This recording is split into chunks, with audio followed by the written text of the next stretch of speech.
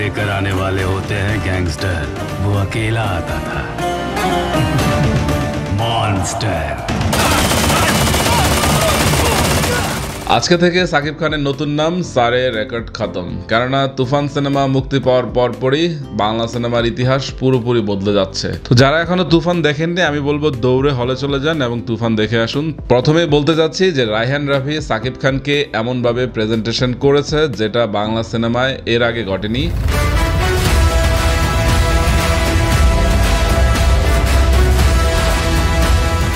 তুফান cinema পুরোপুরি সাকিবময় cinema, এখানে one man show. তবে কিছু চরিত্র আছে তারাও খুব গুরুত্বপূর্ণ। এর মধ্যে বলতে হয় গাজী রাকায়েত এবং চঞ্চল চৌধুরীর কথা, এবং নায়িকা চরিত্রে যারা আছে মিমি কিংবা নাবিলা। আমি বলবো যে এই সিনেমায় যারাই কাজ করেছেন, প্রত্যেকটি চরিত্র ইম্পর্টেন্ট এবং প্রত্যেকেই তাদের সেরাটাই দিয়েছেন। রায়হান রাফিকে আমার এই জন্যই ভালো লাগে, সে কোনো কিছুতে ছাড় দেয় না। হতে পারে আপনার ক্যারেক্টারটি একদম ছোট, মাত্র একটি দৃশ্যের জন্য আছেন, কিন্তু তাও সে একজন ভালো আর্টিস্ট নিবে যাতে সিনেমার কোনো খামতি চোখে না পড়ে। যেমন শহীদুজ্জামান সেলিমের মাত্র একটি দৃশ্য, তো এত বড় শিল্পীকে একটি দৃশ্য দেওয়া হয়েছে এবং সেখানে কিন্তু শহীদুজ্জামান সেলিম জাস্ট ফাটিয়ে দিয়েছে। আরেকজনের কথা বলতে হয় সালাউদ্দিন লাবলুর কথা, সেও একটি দৃশ্যে আছে, কিন্তু সেও কিন্তু একদম পুরো তুই কিডারে ডায়লগটি দিয়ে অলরেডি ভাইরাল হয়ে যাচ্ছে। তুই কিডারে? এবং এরকম সাকিব খানকে যে প্রেজেন্ট করেছে এটা বাংলা সিনেমায় একটি অনন্য ব্যাপার। কেননা এতদিন আমরা সাউথ সিনেমায় দেখে এসেছি কিংবা বলিউডেও দেখেছি যে শাহরুখ খান, সালমান খান, বিজয় থালাপতি কিংবা রজনীকান্ত, অমিতাভ বচ্চনকে এই বয়সে হচ্ছে তারা কিভাবে প্রেজেন্টেশন করছে।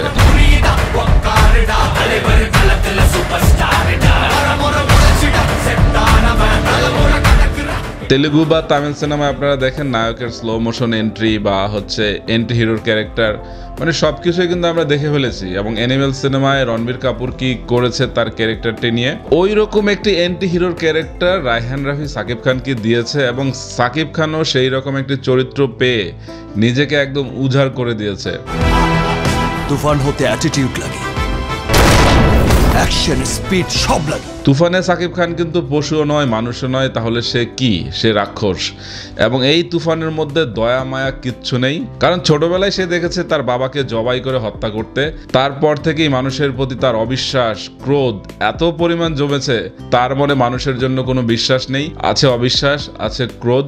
এই ক্রোধের কারণে সে কিশোরবেলা থেকে কিভাবে গ্যাংস্টার হয়ে যায়, এই হচ্ছে মূলত তুফানের গল্প।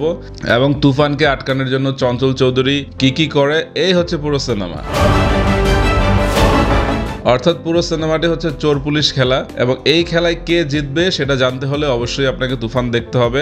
और क्या चाहिए? एक गाना सुनाइए ना। আরো একটি ব্যাপার কিন্তু প্রশংসা করতে হয় এই সিনেমার গান। এই সিনেমায় যতগুলোই গান আছে সবগুলো গানেই কিন্তু সুন্দর। অলরেডি আমরা দুটো গান পেয়ে গেছি, আজকে হয়তো আরেকটি গান আসবে। কোকিলের দুষ্ট কোকিল গান কিন্তু আজকে আসার সম্ভাবনা আছে। তুফান সিনেমার গান খুবই সুন্দর এবং গানগুলো যেখানে ব্যবহার করা হয়েছে প্রত্যেকটি জায়গায় একদম ঠিক আছে, এবং রায়হান রাফির আসলে প্রশংসা করতেই হবে, তাকে স্যালুট। আমি বলবো সিনেমা হলে সবচেয়ে বেশি তালি পড়েছে চঞ্চল চৌধুরী এবং হচ্ছে সাকিব খানের জন্য।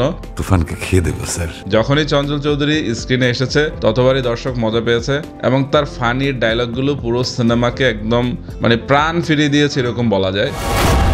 তো প্রত্যেকটি ক্যারেক্টার নিয়ে যদি ছোট ছোট কিছু কথা বলি, সেটা হচ্ছে সাকিব খান হচ্ছে এই সিনেমার প্রাণ, সেটা আপনাকে স্বীকার করতে হবে। এবং সাকিব খানের ডাবল রোল থাকে, সেটা আমরা ট্রেইলার বা টিজারে দেখেছি। এখন এই ডাবল রোলের সম্পর্ক কি সেটা জানতে হলে আপনাকে সিনেমাটি দেখতে হবে। এবং সাকিব খান গ্যাংস্টার চরিত্রে যেই রকম অভিনয় করেছে সেই রকম কথাটা তো অত বলে না, নিজের মধ্যে থাকে, এবং যখন তার ক্রোধ বেশি জমে যায় তখন সে কতটা হিংস্র হতে পারে এই সিনেমা না দেখলে ঠিক বিশ্বাস করবেন না যে সাকিব খান এই চরিত্রে নিজেকে কতটা উজাড় করে দিয়েছে এবং কি পরিমাণ ফাটিয়ে দিয়েছে। জাস্ট আমি বলবো যে জাস্ট ফায়ার।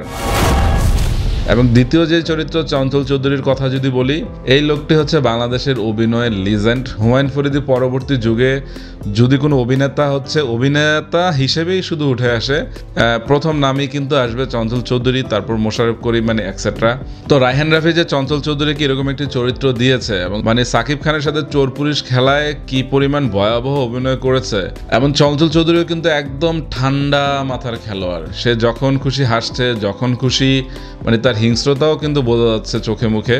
এবং এন্ড ক্রেডিট সিনে এমন একটি দৃশ্য আছে, আপনি জাস্ট দাঁড়িয়ে যাবেন যে বাংলা সিনেমায়ও এরকম এন্ড ক্রেডিট সিন দিয়ে পরবর্তী সিনেমার আমন্ত্রণ জানানো সম্ভব। আপনারা যারা বাহুবলী দেখেছেন তারা জানবেন যে খাটাপ্পা বাহুবলীকে কিউ মারা, তো এই সিনেমাও কিন্তু এরকম একটি প্রশ্ন আছে। তো এটা আমি এখন স্পয়লার হয়ে যাবে, বলবো না। তো যারা এন্ড ক্রেডিট দৃশ্য দেখবেন তারা গায়ের লোম দাঁড়িয়ে যাবে, এরকম বলছি। 3 নম্বর যে ক্যারেক্টারটির কথা বলবো সে হচ্ছে গাজী রাকায়েত। গাজী রাকায়েত এই সিনেমায় অনবদ্য অভিনয় করেছে, সে কিন্তু অভিনয় থেকে মোটামুটি হারিয়ে গিয়েছিল।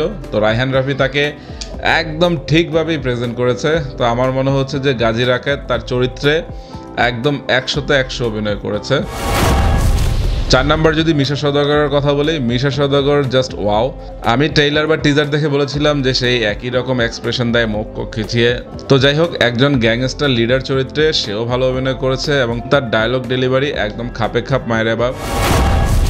এবং নায়িকা চরিত্রে যারা আছেন মিমি চক্রবর্তী এবং নাবিলা, তো নাবিলা অনেকটাই তার সাবলীল অভিনয় করেছেন, একদম রিয়েল ক্যারেক্টার এরকম। এবং পাশের বাড়ির ক্যারেক্টার আপনার মনে হবে, যেটা নাবিলা সবসময় করে আসে, একদম রিয়েলিস্টিক। তো তার সাথে সাকিব খানের রসায়ন কিন্তু ভালোই লেগেছে দর্শকদের। নাবিলাকে যদিও ফার্স্ট হাফেই পুরোটা দেখানো হয়, সেকেন্ড হাফে আমরা নাবিলাকে এরকম খুঁজেই পাই না। আর মিমির কথা বলতে হয়, তার সাথেও কিন্তু সাকিব খানের রসায়ন খুবই ভালোভাবে জমে গিয়েছে। তুফান সিনেমায় সে একজন নায়িকা চরিত্রেই থাকে এবং তার সাথে সাকিব খানের কি রসায়ন সেটা অনেক টুইস্ট অ্যান্ড টার্ন আছে, সেটাও আপনারা সিনেমায় দেখতে পারবেন। তো যাই হোক, এই সিনেমা আসলে গল্প বলতে গেলে অনেক টুইস্ট চলে আসে বা অনেক স্পয়লার হয়ে যাবে। এবং এই সিনেমায় আরো অভিনয় করেছেন ফজলুর রহমান বাবু। তো বাবুর মতো ক্যারেক্টারই করেছে। তো এই লোকটি রিপিটেড অভিনয় করছে ঘুরে ফিরে, তো আমার কাছে অত আহামরি মনে হয়নি। তো এই চরিত্রে অন্য কাউকে নিলে হয়তো আরো বেশি ভালো বানাতো, আমি সেটাই বলবো। তুফান সিনেমার গল্প নিয়ে যদি কিছু বলতে চাই, আসলে অনেক স্পয়লার চলে আসবে, তো সেই জন্য অনেক কিছু রাগ ডাক করে তারপর বলতে হবে।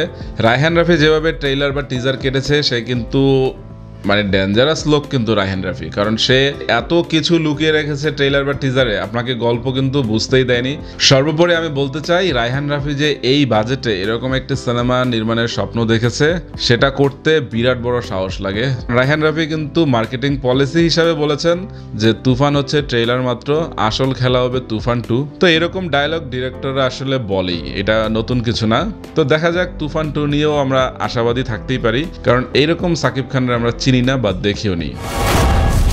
তুফান সিনেমার গুণগান অনেক গেয়েছি, এবার একটু খারাপ দিকগুলো তুলে ধরা যাক, না হলে দর্শক বলবে আমি আবার রায়হান রাফির কাছ থেকে টাকা খেয়েছি। প্রথমে আমি বলবো যে এই সিনেমার ফার্স্ট হাফ অনেকটাই স্লো, যেহেতু ফার্স্ট হাফের সিনেমার হিন্টস কোনো ট্রেইলার বা টিজারে ছিল না। দর্শকদের জন্য একটু বোধগম্য হচ্ছিল না যে তারা আসলে তুফান দেখতে এসেছে কিনা। এটা কিন্তু আমি আমার পাশের সিট থেকেই শুনেছি যে কি রে, এটা কি চলছে। তো যাই হোক, এটা গল্পের বিল্ড আপের জন্য দরকার ছিল এবং সাকিব খানকে পরিচয় করে দেওয়ার জন্য দরকার ছিল। দ্বিতীয় যে কথাটি বলবো, এই সিনেমার অ্যাকশন দৃশ্যগুলো কিন্তু আহামরি ছিল না, শুধুমাত্র গান ফাইটগুলো বাংলাদেশে নতুনত্ব যোগ করেছে। কিন্তু আমরা চাই এরকম গ্যাংস্টার সিনেমা আসলে হ্যান্ড টু হ্যান্ড ফাইটিং। তো হ্যান্ড টু হ্যান্ড ফাইটিংগুলো কিন্তু জমেনি, এটা একদম আপনাকে স্বীকার করতে হবে। এবং আরেকটি কথা বলতে চাই, এটা হচ্ছে এই সিনেমার মিউজিক। তো আমাদের দেশে এখন আমরা রায়হান রাফি কিংবা সাকিব খানকে পেয়ে গেছি অলরেডি, তো এখন আমাদের দরকার একজন অনিরুদ্ধ, যে হচ্ছে বিজিএম দিয়ে জাস্ট হচ্ছে মানে থিয়েটার কাঁপিয়ে দিবে। তো এই সিনেমার বিজিএম যদিও ভালো, অনেক জায়গায় অনেক ভালো মিউজিক দেওয়া হয়েছে এবং দর্শকও সেটা ভালোভাবেই গ্রহণ করেছে। আর নায়িকা চরিত্রে যারা আছে তাদের কিন্তু রান টাইম অনেক কম, যেমন নাবিলার ফার্স্ট হাফে অনেক দৃশ্য আছে, সেকেন্ড হাফে সে নেই। তো সে কোথায় আছে, কেমন আছে, এরকম কোনো মানে ইঙ্গিতও নেই যে নাবিলার কি হলো। গল্পটি খুবই কমন, এমন না যে গল্পটি একদমই আনকমন আনপ্রেডিক্টেবল, তা না। গল্প প্রেডিক্টেবল গল্প, গ্যাংস্টার হয়ে ওঠার গল্প। কিন্তু রায়হান রাফি বাংলা সিনেমায় যেভাবে সাকিব খানকে ইউজ করেছে বা যেভাবে প্রেজেন্টেশন করেছে এই সাধারণ গল্পটি, গল্পের কালার টোনের জন্যই এই সিনেমা নির্মাণ বা এই সিনেমা সবার কাছে অসাধারণ হয়ে গেছে। শুধুমাত্র সাকিব খানের প্রেজেন্টেশন, চঞ্চল চৌধুরীর কমেডি টাইমিং এবং হচ্ছে রায়হান রাফির ডিরেকশন, এই তিনে মিলে এই সিনেমাকে অনন্য করে ফেলেছে। তুফান দেখে আসুন, সবারই ভালো লাগবে এবং বাংলা সিনেমার জয় হোক। তো সবাই ভালো থাকবেন, টাটা।